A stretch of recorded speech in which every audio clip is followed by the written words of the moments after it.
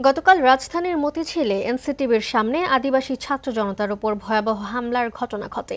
এর প্রতিবাদে স্বরাষ্ট্র উপদেষ্টার পদত্যাগ ও হামলাকারীদের গ্রেপ্তার দাবিতে স্বরাষ্ট্র মন্ত্রণালয় ঘেরাও করতে গেলে শিক্ষা ভবনের সামনে আদিবাসী ছাত্র জনতার উপর চড়াও হয় পুলিশ। এদিকে এক বিবৃতিতে গতকালের ন্যাক্কারজনক হামলার ঘটনায় তীব্র নিন্দার পাশাপাশি জড়িতদের গ্রেপ্তারের নির্দেশ দিয়েছেন অন্তর্বর্তী সরকারের প্রধান উপদেষ্টা ডক্টর ইউনূস। এর বাদলের রিপোর্ট। আদিবাসী ছাত্র জনতার উপর হামলার ঘটনার বিচার চাইতে শিক্ষার্থীরা স্বরাষ্ট্র মন্ত্রণালয় অভিমুখে বিক্ষোভ কর্মসূচি পালন করে।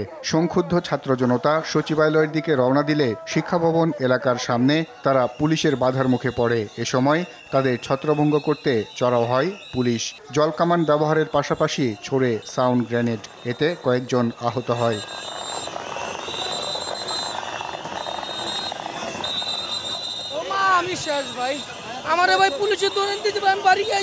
এ ঘটনায় ক্ষোভে ফেটে পড়ে পুলিশের রোষানলে পড়া শিক্ষার্থীরা।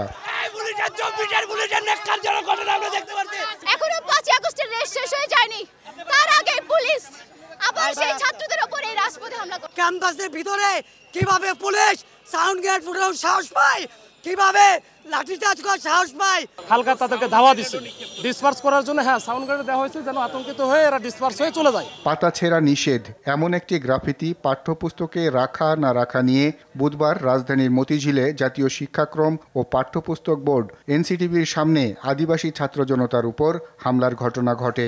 এর বিচার চাইতেই আদিবাসী ছাত্র জনতা এ কর্মসূচি দেয়।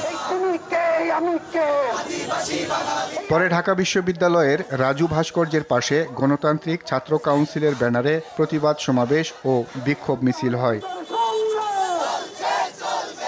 একই স্থানে ঘটনার সাথে জড়িত মূল হোতাসহ সকলের দৃষ্টান্তমূলক শাস্তির দাবিতে বিক্ষোভ সমাবেশ করে ঢাকা বিশ্ববিদ্যালয়ের গণযোগাযোগ ও সাংবাদিকতা বিভাগের শিক্ষক ও শিক্ষার্থীরা। আদিবাসীদের স্বীকৃতি অবশ্যই আমরা আদায় করব এবং যে ন্যাক্কারজনক ঘটনা ঘটেছে তার শাস্তি আমরা আদায় করে ছাড়ব।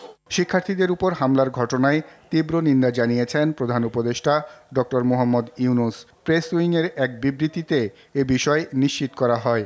বিবৃতিতে বলা হয়, সরকার এই হামলার ঘটনা তদন্তের নির্দেশ দিয়েছে।